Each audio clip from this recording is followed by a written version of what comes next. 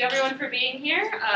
This is our fourth joint Senate and House press conference on education, and to get us started, we have House Majority Floor Leader Rick Mietta and Senator Clemente Sanchez.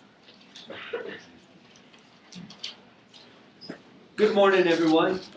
It's good to see everyone here this morning, bright and early, and our speaker just walked in here, so hello, Mr. Speaker. Morning. Today our conference is, our news conference is related to education issues, and with me today here is our Majority Floor Leader in the House, Senator Representative Rick Mietta, and with that, Representative Mietta, do you have some words that you'd like to say before I introduce our first speaker? Thank you very much, Senator. I appreciate that. You know, as we go through these series of press conferences, we've been focusing on one issue or another.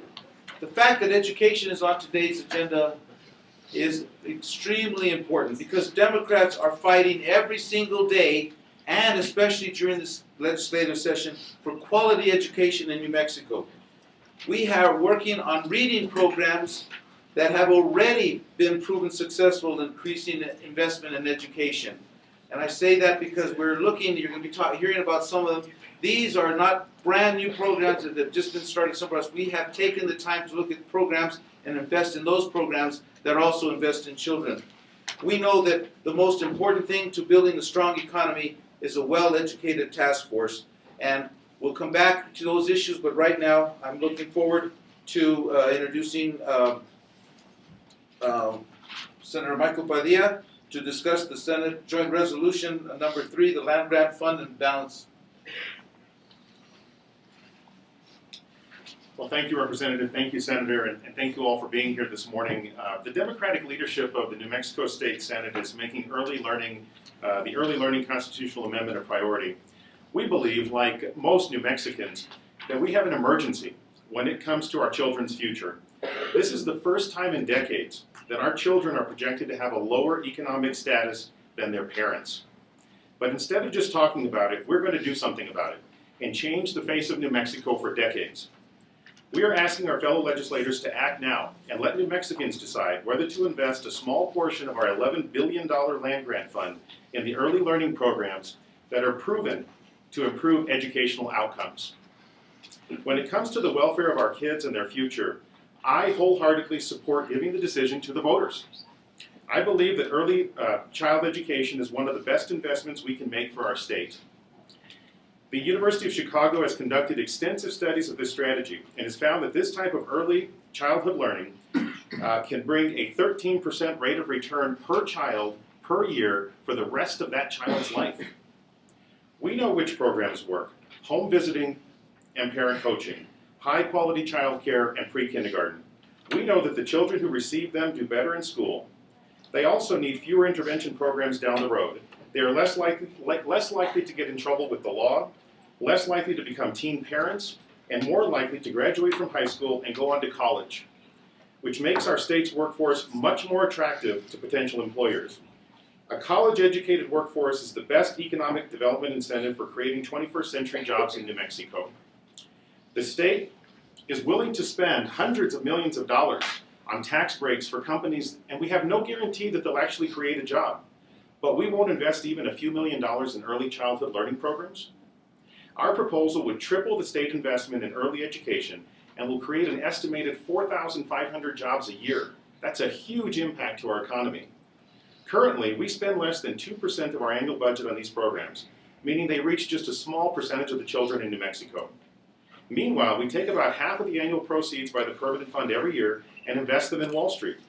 The stock market may give us a return on that, a short-term return on that investment, but Wall Street will never improve the returns we get on the investments we invest them in K through 12. Those who are against this proposal cite caution about the permanent fund, and we appreciate that sense of caution. We want to protect the fund as much as they do. That is why this proposal is built in with safeguards. We also hear that some don't agree or don't believe we can safely take more than 5% of the fund without damaging it. The fact is, we've been taking more than 5% of the fund since 2003. Not only has the fund not been damaged, but it's grown by over $3 billion in this really tough economy. We can do this, and we can do this now.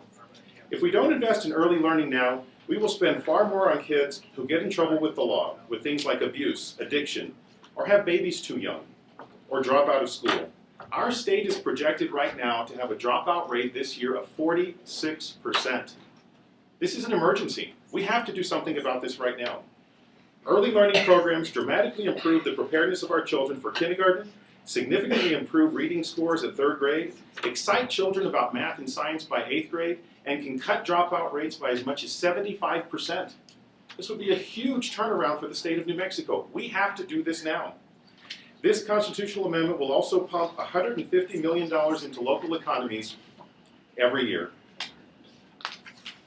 I ask my fellow legislators to embrace this practice and this policy and help us pass this today. Thank you. Thank you, Senator Padilla, for a well thought out piece of legislation. You know, one of the most important pieces of legislation we put out is House Bill 3, and I'm really pleased to have the new chairman of the Education Committee, Mimi Stewart, to come and address the issues on House Bill 3. Representative, Madam Chair. Thank you, Mr. Majority Leader. Good morning. Thank you all for being here. Well, I've served for 18 years. I'm a public school teacher, and now being chair of education, it's quite a responsibility. It's a bad year to take on this mantle because we found out that we are a little short on our maintenance of effort money for special education. That means we haven't been putting enough money into our budget. And so House Bill 3 and its companion 459 passed out of the House Education Committee on Friday. It tries to focus on funding for our school districts. For the last 4 years, we've been in an economic downturn, and we have had to cut back on what we call the unit value. It's the amount of money that is portioned to every unit that's generated by our funding formula. So that's probably one of the reasons why we might be in trouble with the U.S. Department of Education, is that we have not been funding that unit value adequately. So the House Bill 3 adds 5% to the funding for schools from last year, including a 1% for compensation, and tries to move money above the line versus below the line. So above the line means funding goes to the school districts through our state equalization guarantee for insurance costs, for fixed costs, for opening the door costs, for basic program. And so we've tried to have the unit value be more robust than we've done in the last few years. Below the line funding are usually special programs or pilots, but if you put too much below the line, then that's what alerts the U.S. Department of Education that we are not spending enough money on what they look at, which is our special education funding, IDEA-B money. So I think we've done a good job of trying to have that be more transparent with our companion bill, House Bill 459, and put as much money above the line as we can. New Mexico's recovering a little bit from our last 4 years, but we're still kind of in trouble, and we really don't have enough money to fund our public schools sufficiently, according to our Constitution. And I'm certainly looking to see if we can increase revenue at some point so that we fund our schools sufficiently. So I'd be happy to answer any questions after the press conference. Thank you so much for being here.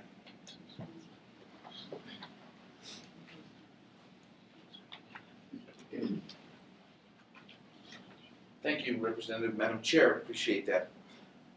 We've talked about a variety of bills. We have many bills in education, as you could well imagine. We're going to highlight one bill this morning, and that bill has been introduced by Stephanie Garcia Richard to discuss House Bill 360, Creating Reading First Program. Thank you, Mr. Leader. Hello, everyone. Good morning. Thank you for being here. I am Representative Stephanie Garcia Richard, and I represent District 43. The bill that I'd like to speak with you about today is not being sponsored by me. However, it's being sponsored by Chairman Stewart, and it is House Bill 360. Now, we had wanted to invite a few teachers here to talk to you all about classroom the states of the classroom in New Mexico these days and what they're facing with budget constraints. But unfortunately, they are all present in their classrooms. However, because I come from the classroom, I feel that I can speak to that with some authority. The teachers in the past few years, over the number of years of budget constraints, have really started to feel the pressure in terms of growing class sizes and really lack of programs to properly address our reading issue here in New Mexico and teaching our children how to read. Not only for every single reader that is learning to read, but specifically for those kids that struggle with reading. And so that's why I'm excited to talk about House Bill 360. House Bill 360 takes a look at the Reading First program. And for those of you who remember, that was a program that was actually funded by No Child Left Behind back in the early part of the 2000s. And it is a research-based, comprehensive piece of curriculum that has basically a two-pronged approach. Not only does it really focus on skill building, and those skills are phonemic awareness, learning phonics, vocabulary development, reading comprehension, those kinds of pieces that we know create strong readers. But it also has a professional development component as well. And when I go around talking with different superintendents, both in my district but also throughout the state, really the number one concern they have is that teachers want to know how do I address these very specific issues that struggling readers have? And so I think the Reading First program really does do that. And so I'm happy to see that we're looking to perhaps have a proposal to make that program have some statewide impact. So I'm very happy to be here. I'm happy to highlight this bill that's being sponsored by Chair Stewart, and thank you all very much. Thank you, Representative Richard. You know, education is such a key to economic prosperity, and it all starts in our earlier years. You know, being able to read and write, and you know, that's very important. And the Democratic Party is very big on that and behind these bills that will help to foster that prosperity for our children.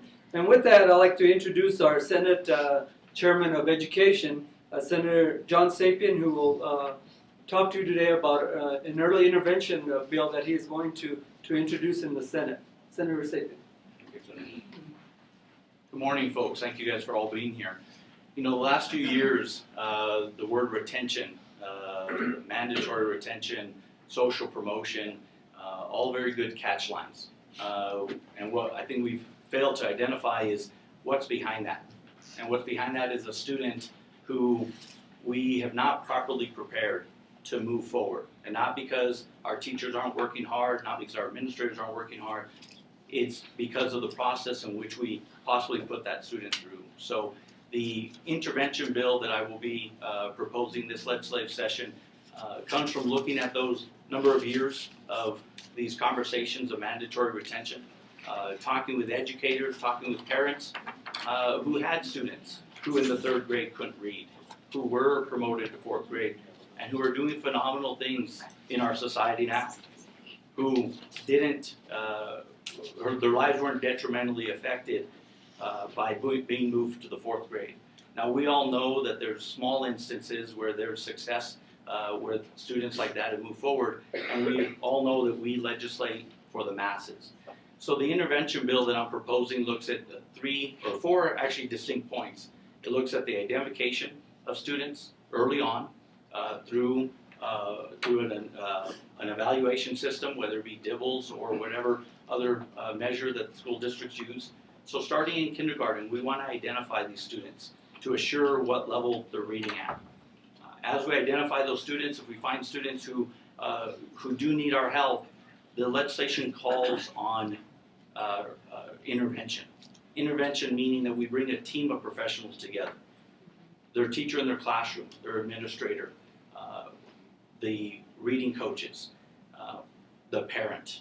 And that's the key to this entire legislation, is we never take the parent out of the conversation. Once we have the remediation taking place, the intervention taking place, there may be steps for remediation. And lastly, when we look at our state law currently on retention of students, we find that it is, for the most part, a pretty solid law. It is pretty robust.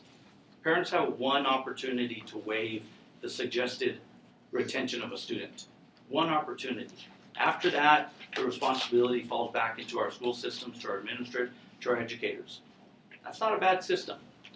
It's the professionals who need to be continually involved in that conversation, and the families and the parents need to be continually involved. And when I say parents, I also mean guardians, I also mean grandparents. I'm talking about those adults who are responsible for the education of that student. So the legislation, as I mentioned, will be introduced later on this week, looks at identifying, intervening, remediating, and lastly, as we look at students who are recommended to be retained, if the parent does sign off on a waiver that allows that student to be promoted, there's a part of the bill that puts the onus back on the school district. It puts the onus back on the school district and the parent that, for example, if you have a student in kindergarten that the professionals are suggesting needs more work to be retained in kindergarten, but the parent says, no, I want him, my child moved on to first grade. If they're going to be moved on to second grade thereafter, the school district, the parent, the teacher has to show the process, the data that indicates that that student is prepared to move on to the next grade. And so there's our catch guard, if you will, is that we want that interaction. We want responsibility by the parent, by the teacher, and by the administration to assure that we're not just moving students along to move students along. So I look forward to answering any questions about the program. The key to this, and a lot of the unfunded mandate conversation has come up over the last 4 years. My bill recommends a funding of these programs. And one of the key parts is the professional development for our teachers. We can't leave them behind. They need to know the next best practices to assure that our students are learning to read by the time they get to 4th grade. And so I look forward to answering any questions from you, but it is going to be truly an intervention bill that I know my Democrat colleagues will get behind, and I know that our Republican colleagues will get behind because it's for the children. It's not about politics. I don't have a catchy phrase for my bill yet. I know there's a lot of catchy phrases going on. I'll work on that so that the media will be able to put that in print, but I do appreciate the time, and I look forward to any questions. Thank you very much. Thank you very much. We're really pleased to have Madam Pro Tem joining us this morning. Madam Pro Tem. Thank you. Good morning, and thank you for attending our weekly press conference. Education, as you know, is a core issue, and our ideas and our legislation have to be geared toward preparing children for the future. Representative Stewart today spoke about the education budget, and the overall budget is so important in this 60-day session. That's why next week we will be having a news conference on the budget and tax policy. And right now we'll take 3 questions, and if you have additional questions, senators and representatives will be available individually to answer your conference or to answer your questions after the press conference. So if there's 3 questions, people, yes, Marlon. I had a question for Senator Padilla, actually, 2 questions. Where does the 46% dropout figure come from, number 1? And number 2, a Democrat who's not here, Senator John Arthur Smith, has been opposed to these so-called raiding of the permanent fund. How do you get him on board? Well, that's a great question. I mean, first off, the higher dropout rates are coming to us from high poverty schools. There are about 310 designated high poverty schools in the state of New Mexico. So to answer the first part of your question, that's where a lot of that comes from. This program, along the lines of what Chairman Sapien mentioned, wind up providing that intervention, a lot of what he's talking about, which is in-home visiting, assisting the families, bringing them along early on so that by the time the child is even 3 years old, gets kindergarten, in a lot of ways, it's a way of life for them. They know how important their education is going to be to their future. With regard to the question about Senator John Arthur Smith, I value, his stewardship of our state land grant fund and things of that nature. This project has been in the works for about 2 or 3 years now, and I'm glad, because it's allowed us to express and to explore all options, and all pieces of this piece of legislation. And I think one of the things that would help Senator Smith be a little more comfortable with this is, as we've stated all along, the principle of the permanent fund will not be touched by 1 red cent. not even one. What will happen is a small portion of the interest that comes off the fund every year will be dedicated to this particular objective here. And so from that perspective, we don't shrink the permanent land grant fund. It's grown by over $3 billion in one of the toughest economic situations we've had since the Great Depression. So, I think that we've been able to allay some of the fears and some of the great stewardship that Senator Smith has had with this, his concerns.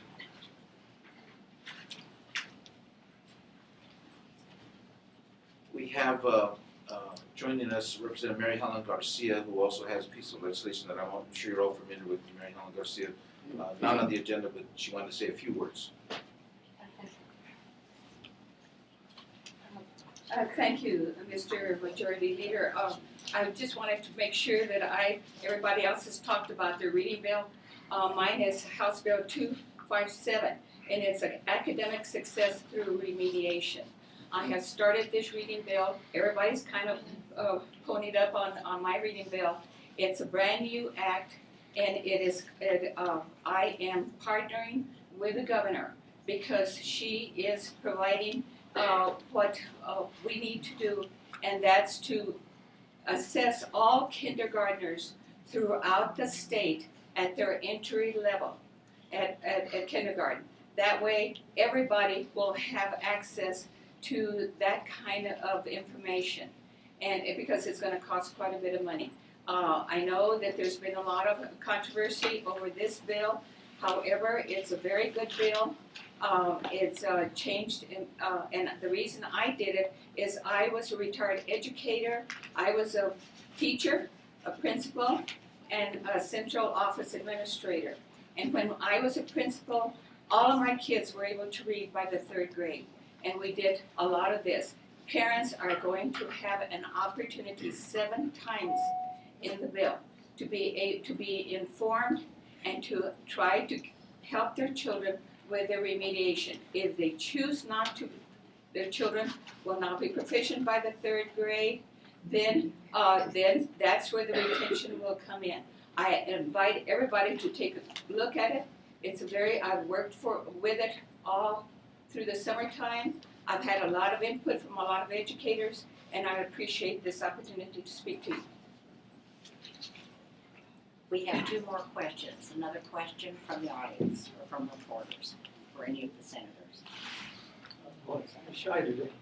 We have one that is a call-in question that Okay. we're actually on a teleconference, so. And just so you guys know, there will be a package of bills that we have to pass out to everybody if they want to get a copy of that. The question is from Thomas McGahee. What role do you see for adult education programming in New Mexico? How can adult education specifically help with the economic and educational issues facing New Mexico? So, I think I'm going to, I have co-sponsored with Senator Linda Lopez a piece of legislation. I think they'll address that. Senator Linda Lopez, would you like to address the specifics on that, or we can team up together on this one? It's a very good question, very important. Education in the state of New Mexico covers everyone at all ages. Thank you, Mr. Floor Leader. With regards to the whole issue on adult basic education, as you know, here in our state we have a 2020 goal of our state population being raised to a higher education degree. By 2020, at least 60% is what the stated goal is. For us to get to that point, we have a lot of work to do in the next 7 years. 7 years, just a short period of time. We have not been funding higher ed with regards to adult basic education. That is the piece that we need to work with in our communities. There have been many studies that have been brought forward that talk about specifically what some of our communities have attained, what they have not with regards to higher education, much less a GED, or we're changing that name soon to be also to a high school equivalency test exam. In order for us to do that, we should be funding adult basic education programs so that our folks in our communities have access to. The bill that I've co-sponsored honorably with the floor leader is $4 million more into adult basic education program.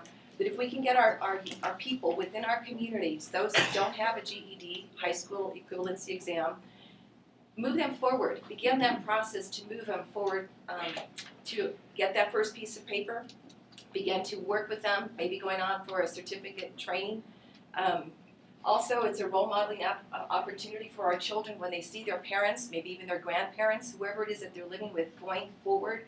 Those children see that they're paying attention. The more we can focus, Mr. Floor Leader, in working with regards to adult basic education, it's part of that key and that vision that we should have for our state. May not do it in 7 years, but it's a start that we can do immediately this year. Thank you, Senator. We have time for one more question, if there's another question. Yes. I'm not sure who would specifically want to answer this, but is there anything within the governor's education agenda that you guys feel is something that's workable in the legislature, something that you feel is worth passing and worth implementing? Any of her ideas? Senator Sapien? Well, I can have some. And Representative? When we drafted House Bill 3, we certainly took the governor's recommendations for several of the above-the-line funding. So I think she does recognize that we need to fund education better, and we try to follow some of her leads with that above-the-line funding. I appreciate the question. I appreciate the legislation being put forth by Representative Garcia. I think Senator Kernan has a similar reading bill, or the identical reading bill, I should say. There's some sticking points on that, but you know, the one thing that I asked of my Senate committee when I became chair was, we're going to demand compromise from both sides.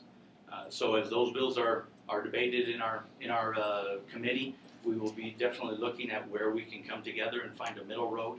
But at the end of the day, this is still about, especially on the intervention and the reading, this is about keeping the parents involved in that conversation. And so as we have those debates, we will continue to keep our eyes on the prize of keeping the family involved in making sure that they're involved in their children's education, and taking the word mandatory completely out of our vernacular when it comes to the retention of children. Thank you. I want to introduce the Kennedy Middle School students that are here. If you all will stand up, we have Kennedy Middle School.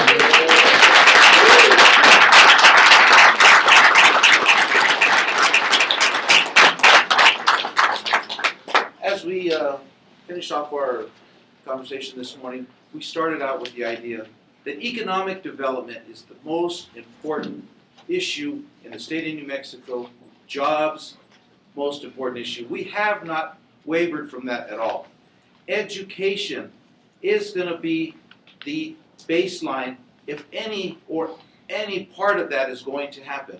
And that is not just education pre-K through 12 or higher education, early education, all the way to you're 80 till you get your GED. It's the Democrats' intention to make sure that the right bills are at the right place on the governor's desk for her to sign those pieces of legislation which is going to help the state of New Mexico in its entirety at all ages. Thank you.